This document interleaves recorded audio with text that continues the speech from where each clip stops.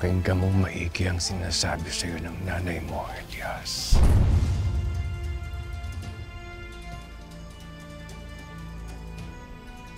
Papa, nagsasayang lang tayo ng oras dito. Halata namang wala sa plano ng hayop na yan na makipagbati sa atin. Huwag kang sumabad o makialam.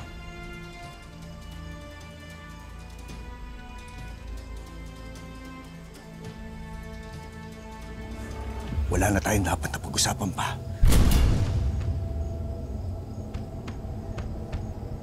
Dahil kahit kailan, hinding-hindi ko ituturing na kapatid. Yang hayop na Calvin na yan.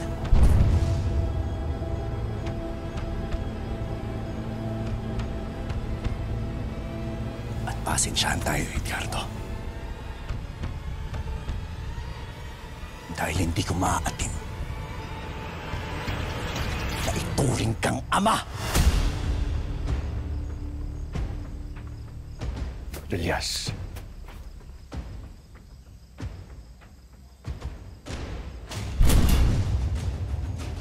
Para patunayan sa'yo, handa ako makipagmabutihan sa'yo, Elias.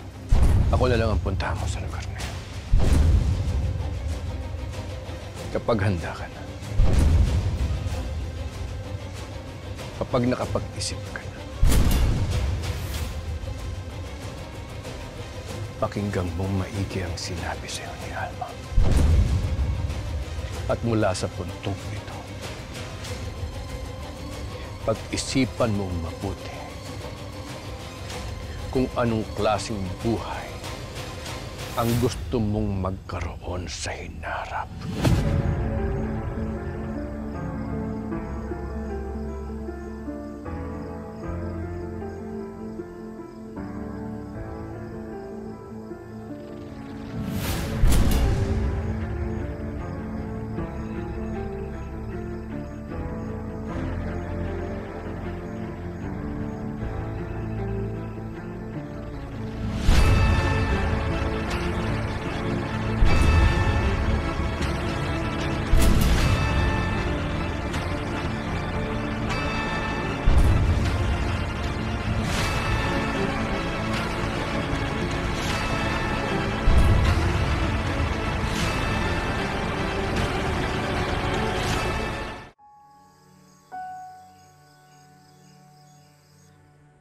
Anak, huwag mo sanang isipin na ayos lang sa akin kung hindi mabigyan ng hustisya ang pagkamatay ni na Bernice.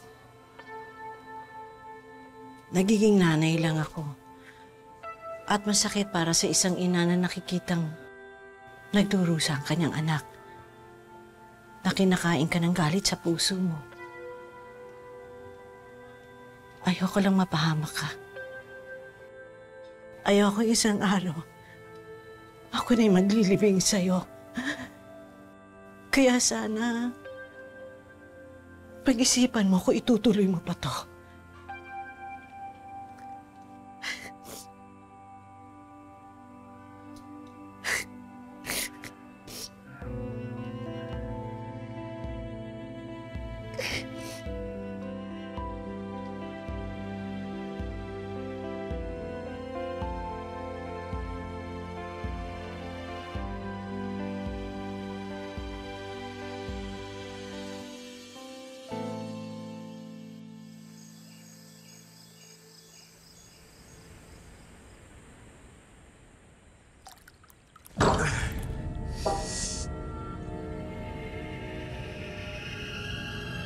Nagmukha akong batang sinisweto ng magulang sa harap ni Elias at ng nanay niya.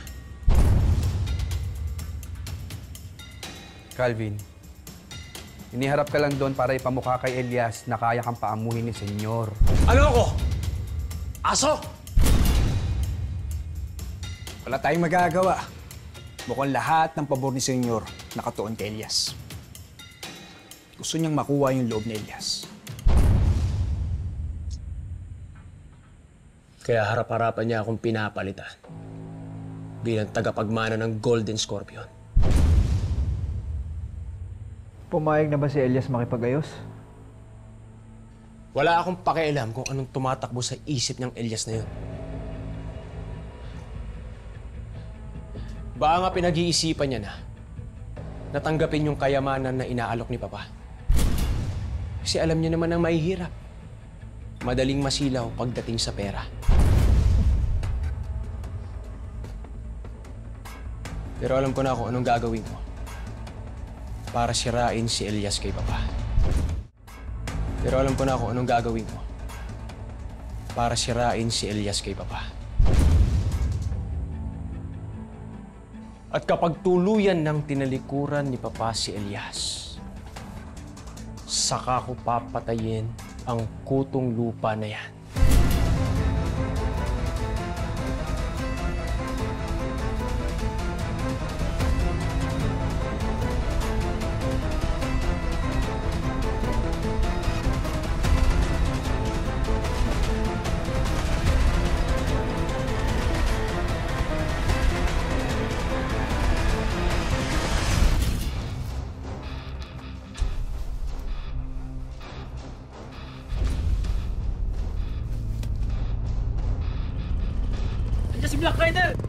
Nandiyan na siya. Manta kayo.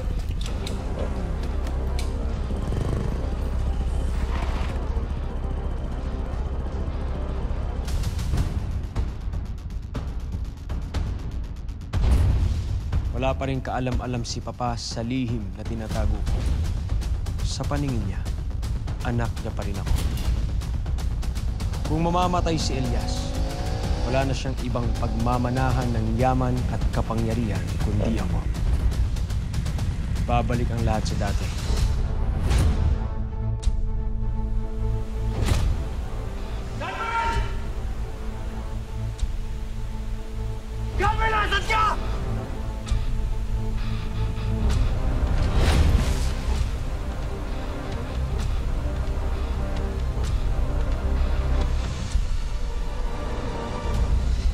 Pinili ko ang lugar na to, Elias, dahil wala pang nabubuhay pagkatapos mahulog sa talon na ito.